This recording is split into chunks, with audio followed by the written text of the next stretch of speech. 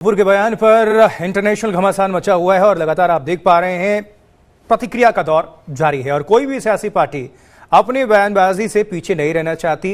हर एक पार्टी अपनी अपनी तरह से इसको प्रतिक्रिया दे रही है। हम पॉलिमी साह का रुख करेंगे, हमारे साथ हमारी संवाददाता जुड़ चुकी हैं और पॉलिमी लगातार अगर आपको बताएं तो इस घटना पर नजर रखी हुई है।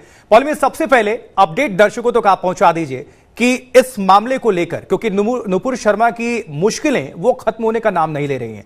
महाराष्ट्र में भी अगर बात करें, मुंबई पुलिस ने भी उनको समन किया है और अब जवाब तलब है। क्या कुछ इससे जुड़ी हुई आपके पास अपडेट? जी, महाराष्ट्र में मुंबई में काफी सारे केसेस जो हैं नुपुर शर्मा के खिलाफ लॉन्च हुए थे। इस दरमियान जब उन्होंने स्टेटमेंट दिया टेलीविजन डिबेट में और उसके बाद वो वायरल सोशल मीडिया पे काफी बवाल मचा उसको लेकर। इससे पहले कि उनके खिलाफ बीजेपी ने एक्शन लिया था, इस पर काफी बवाल मच चुका था और केसेस लॉन्च हो रहे थे। तो मुंबई में भी 2-3 केसेस इस तरह से लॉन्च हुए हैं, पायधुनी में, ठाणे में भी केसेस लॉन्च हुए हैं। इन केसेस के मद्देनजर मुंबई पुलिस ने नुपुर शर्मा को जून 22 को तलब किया है और कहा है कि आप आके अपना स्टेटमेंट रिकॉर्ड करें, क्योंकि एफआईआर दर्ज हो चुकी है। क्योंकि उनके स्टेटमेंट्स को जो लोग जिन्होंने कंप्लेंट लॉन्च की, उन्होंने कहा कि काफी ऑब्जेक्शनेबल स्टेटमेंट्स थे और इससे जो एक माहौल जो है वो खराब होता है, रिलीजियस सेंटिमेंट्स हर्ट होते हैं। तो इसको लेकर केसेस लॉन्च हुए थे, जिसको मद्देनजर रखते हुए जून 22 को नुपुर शर्मा को मुंबई बुलाया गया। वो जाएंगी, नहीं जाएंगी या फिर कोर्ट से और समय की मांग करेंगी, क्योंकि वो ये कह रही है और सिक्योरिटी को लेकर खतरा है इस वक्त। काफी सारे लोग थ्रेट्स दे रहे हैं मुझे।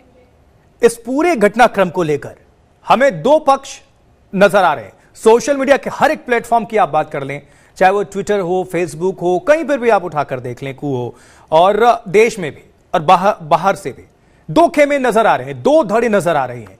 एक जो उनका साफ तौर पर कहना है कि बाहरी जो मुल्क हैं हमारे अंदरूनी मामले में दखल अंदाजी कर रहे हैं, वो कतई बर्दाश्त नहीं किया जाएगा, यानी कि वो साथ है नुपुर शर्मा की। और दूसरे जो हैं कहीं ना कहीं इस पूरे घटनाक्रम को लेकर जिनमें रोष था, वो जब एक्शन लिया गया तो उनमें जश्न का माहौल है। किस तरह से तीखी प्रतिक्रिया एक दूसरे के विरुद्ध आ रही है, जरा वो भी बताते। आपने जो कहा कि दो तरह के पक्ष है इसमें। एक जो कह रही है कि जो बाहरी मुल्क है वो क्यों इंटरफेयर कर रहे हैं इंडिया के डोमेस्टिक अफेयर्स में, ये इंडिया का अपना मामला है, वो क्यों हमें पाठ पढ़ाने निकली है। एक वो पक्ष है। एक दूसरा पक्ष वो है जिनका मानना है कि इससे जिस तरह की घटनाएं हुई हैं, और ये भारतीय जनता पार्टी के अंदर की घटनाएं हैं, कोई गवर्नमेंट ऑफ इंडिया के स्पोक्स पर्सन ने नहीं कहा था, ये बीजेपी के स्पोक्स पर्सन ने कहा था। इस वजह से इंडिया को शर्मसार होना पड़ा है।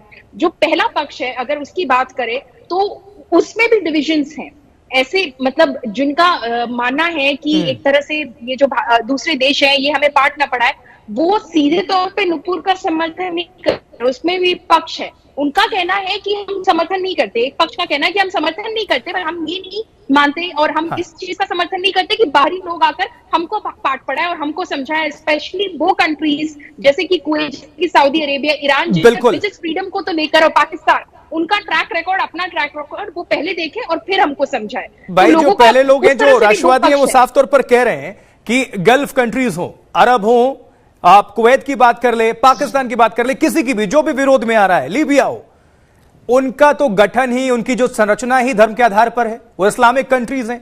अब वो अगर अपने मुंह से इस तरह की बातें करते हैं और इसको लेकर प्रोपेगेंडा करते हैं तो कतई ठीक नहीं है, क्योंकि वो अगर बोल रहे हैं जिनकी एक पूरी संरचना ही इस्लामिक कंट्री के तौर पर उनकी पहचानी है, धर्म के आधार पर ही उनको गठित किया गया, तो उनकी तरफ से प्रतिक्रिया हास्यास्पद है। ये पहले पक्ष का कहना है, उनका आधार ये पॉलिमिक।